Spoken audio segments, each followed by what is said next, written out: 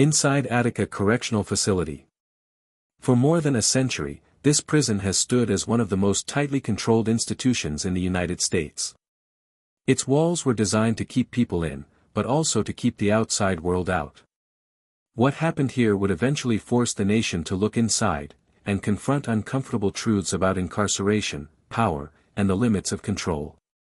Before we begin, if you value deeply researched, factual prison documentaries like this one, take a moment to like and subscribe to the Inmate Diaries. Your support helps us continue sharing these stories with the accuracy and depth they deserve. A prison built for permanence. The Attica Correctional Facility opened in 1931 in Genesee County, New York, roughly 35 miles east of Buffalo. It was constructed during a period when American prisons emphasized fortress-like architecture. Designed to be imposing, durable, and psychologically dominant, Attica was built as a maximum security prison from the start. Its design reflected early 20th century correctional philosophy: long cell blocks, narrow tiers, limited natural light, and heavy reliance on physical confinement rather than rehabilitation. The facility was constructed largely of limestone and steel. Its layout included 4 main cell blocks arranged around a central yard, with guard towers positioned to maintain constant surveillance. From the outset, Attica was intended to house some of New York State's most tightly controlled incarcerated populations.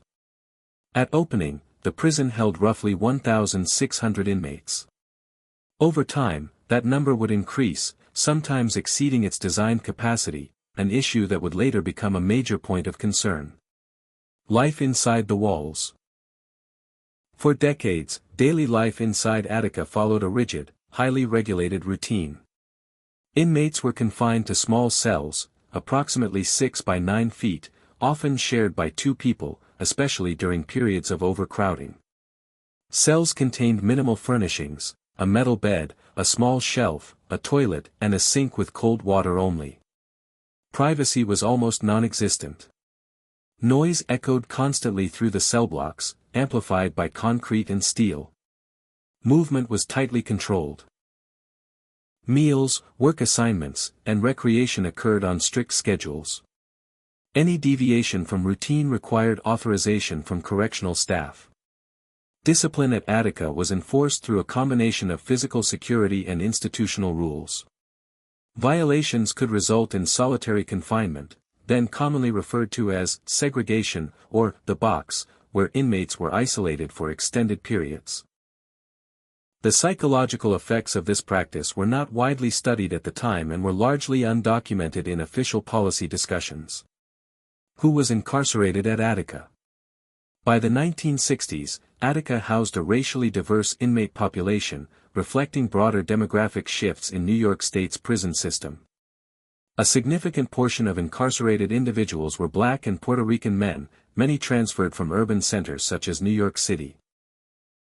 Correctional staff, by contrast, were overwhelmingly white and drawn largely from surrounding rural communities. This demographic imbalance was not unique to Attica, but it would later play a significant role in tensions inside the facility. Educational and vocational programs at Attica existed, but access was limited and inconsistent. Pay for prison labor was extremely low, often just a few cents per hour. Inmates worked in maintenance, kitchens, and prison industries, producing goods for state use. Medical care was available, but reports from the period indicate frequent complaints about delays, understaffing, and lack of adequate treatment.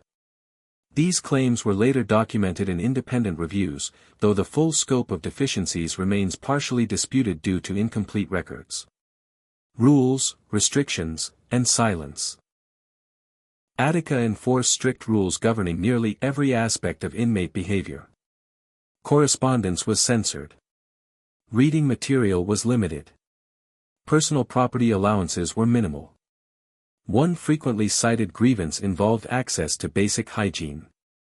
At various points in Attica's history, inmates were limited in how often they could shower or receive clean clothing, policies that were standard in many prisons at the time but later criticized as degrading.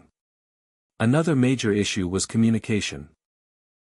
Inmates who did not speak English fluently, particularly Spanish-speaking prisoners, reported difficulty accessing grievance procedures or understanding institutional rules.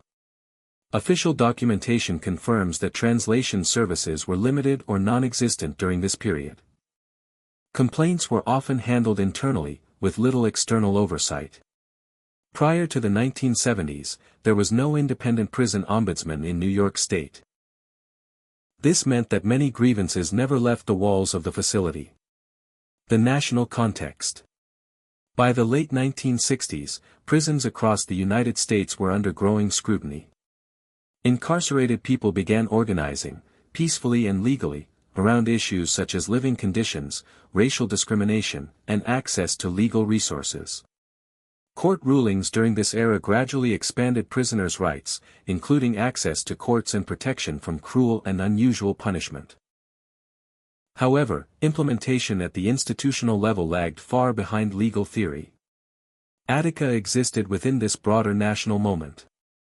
Tensions inside the prison did not develop in isolation, they reflected systemic issues across American corrections, including overcrowding, underfunding, and rigid control models. Still, what was happening inside Attica remained largely invisible to the public. Warnings that went unheeded. In the years leading up to 1971, multiple warnings emerged about conditions at Attica. Inmates submitted formal complaints. Advocacy groups raised concerns. Even some internal reviews acknowledged problems related to overcrowding and morale. Yet meaningful reforms were slow to arrive. The reasons are complex and debated. Budget constraints, political priorities, and institutional resistance all played roles. What is clear from public records is that no comprehensive overhaul occurred before tensions reached a breaking point. By the summer of 1971, Attica was operating under extreme strain. Overcrowding persisted. Communication between inmates and administration remained minimal. Trust was nearly non-existent. What happened next would change American prison history forever. The days before the break. August 1971, a pressure cooker. By August of 1971, Attica Correctional Facility was operating under intense strain. Official records show the prison held more than 2,200 inmates, hundreds above its original design capacity. Temperatures inside the cell blocks were often oppressive. Ventilation was limited, and air circulation was poor. These conditions were not unique to Attica, but they compounded existing frustrations related to overcrowding, limited programming, and rigid discipline. Correctional staffing levels were also under pressure. Officers worked long shifts, often mandatory overtime. Labor tensions between staff and the state were documented during this period, adding another layer of stress to an already volatile environment. There is no public evidence that prison administrators anticipated a major uprising. However, internal reports later acknowledged a growing sense of instability. A series of small incidents. On September 8, 1971, a relatively minor incident occurred that would later be viewed as a critical precursor. An altercation between two inmates resulted in disciplinary action. Rumors spread quickly through the cell blocks, fueled by long-standing mistrust between inmates and staff. Accounts differ slightly on the details, some aspects remain disputed, but official investigations confirm that tensions escalated rapidly afterward.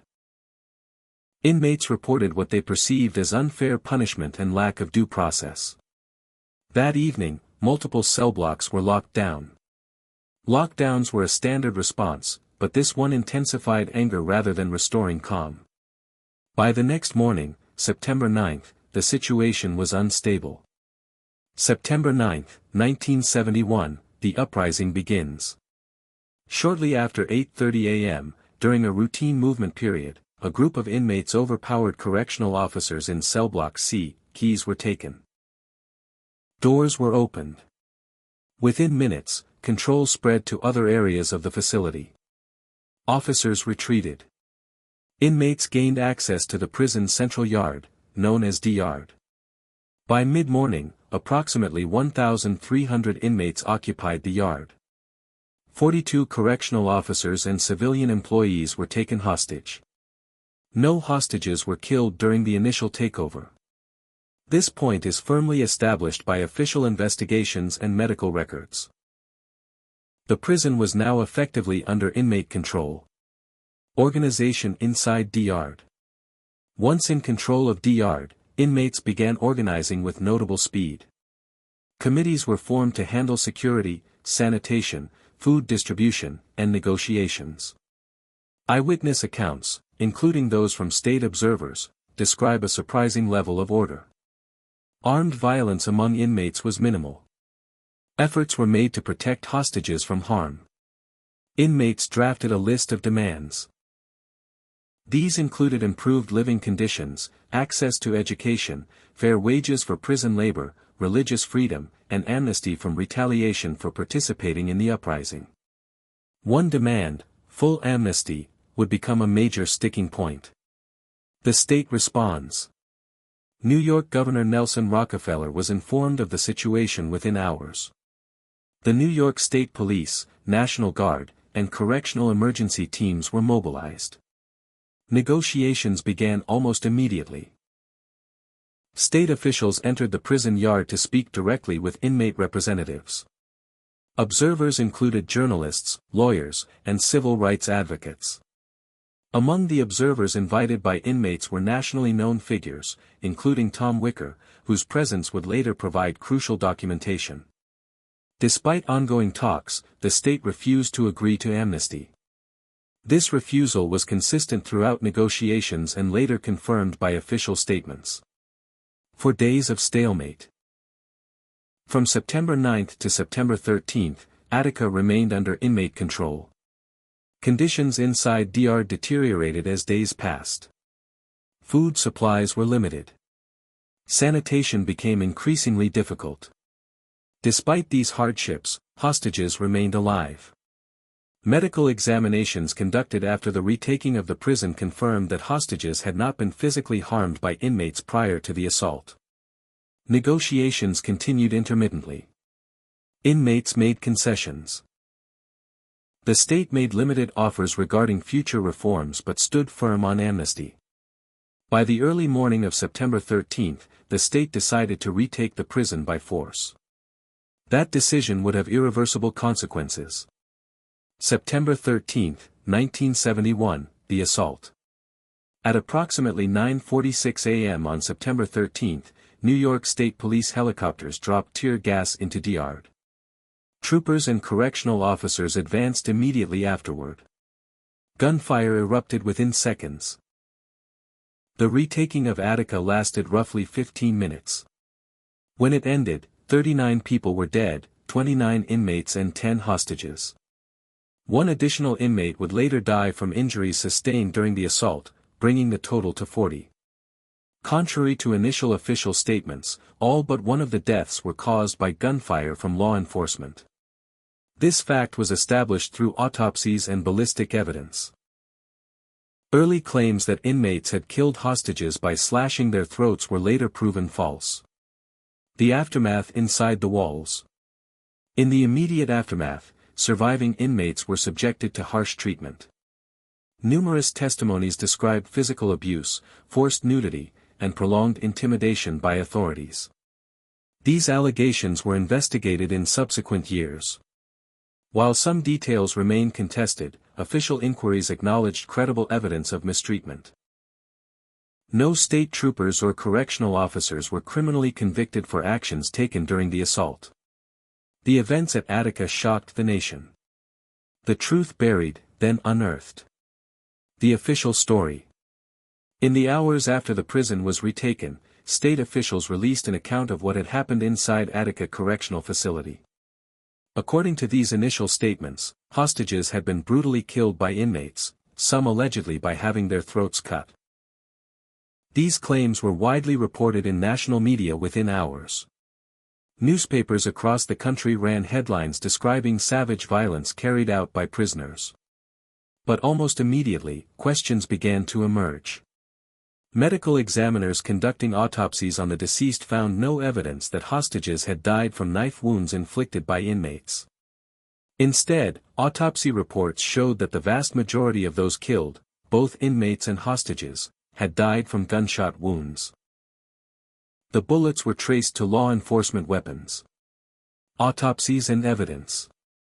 Independent forensic analysis confirmed that law enforcement gunfire caused nearly all fatalities during the retaking of the prison. This included the deaths of the hostages. Only one death, an inmate, was attributed to non-gunshot trauma. Ballistics testing matched bullets recovered from bodies to weapons used by New York State Police and correctional officers. These findings directly contradicted the state's initial public narrative. Despite this, it took days for corrections to be issued publicly, and in some cases, inaccurate reports were never fully retracted. The damage, to public understanding and to the families of the deceased, had already been done. The McKay Commission. In response to public outcry, Governor Nelson Rockefeller authorized an independent investigation. This inquiry became known as the McKay Commission, formerly titled the New York State Special Commission on Attica. The commission was chaired by Robert B. McKay, then Dean of New York University School of Law. It conducted months of hearings, reviewed thousands of documents, and heard testimony from inmates, hostages, correctional officers, state officials, and medical experts. The commission's final report, released in 1972, concluded that the state had used excessive force in retaking the prison and that official statements in the immediate aftermath were false. The report also identified long-standing systemic failures within Attica, including overcrowding, racial disparities, and lack of meaningful grievance mechanisms. Retaliation and silence. Following the uprising, hundreds of inmates were transferred to other facilities. Some faced new criminal charges related to the events inside the yard. Multiple incarcerated men reported retaliation, including beatings, denial of medical care, and extended solitary confinement. These claims were investigated over time, though many cases were difficult to substantiate fully due to lack of documentation and conflicting testimony. It is publicly documented that inmates were prosecuted aggressively in the years after Attica, while no state troopers were criminally convicted for the killings. This imbalance would fuel decades of legal battles. Families seek justice. Families of both inmates and hostages began pursuing civil lawsuits against New York State. Their claims alleged wrongful death, excessive force, and deliberate misinformation.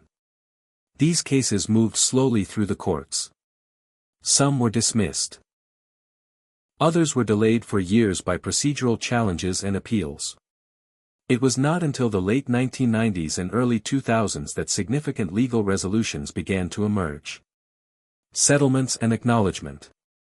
In 2000, New York State agreed to pay $8 million to the surviving inmates and families of inmates killed during the Attica Uprising, without admitting wrongdoing. In 2005, the state reached a separate $12 million settlement with families of hostages and correctional employees who died. That same year, Governor George Pataki issued a formal statement expressing deep regret for the state's actions and the pain endured by the families. While not a legal apology, it marked the first official acknowledgement of wrongdoing by the state. Attica's legacy. Attica became a turning point in American corrections. The uprising and its aftermath reshaped national conversations about prisoners' rights, use of force, and transparency within correctional systems.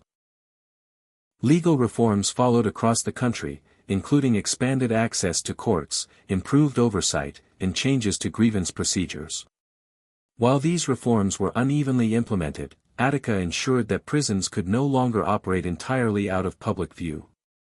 The prison itself remains operational today, still housing incarcerated men under maximum security conditions.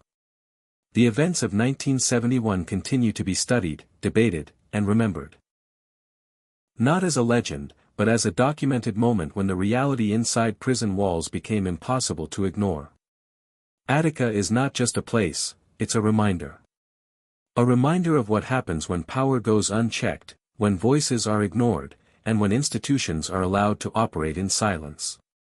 The events inside these walls left scars that still haven't fully healed. And while history can't be changed, it can be examined, honestly, carefully, and without distortion. If you found this documentary valuable, consider liking the video and subscribing to the Inmate Diaries. Your support allows us to continue producing deeply researched, factual stories from inside the criminal justice system, stories that deserve to be told accurately. Thank you for watching.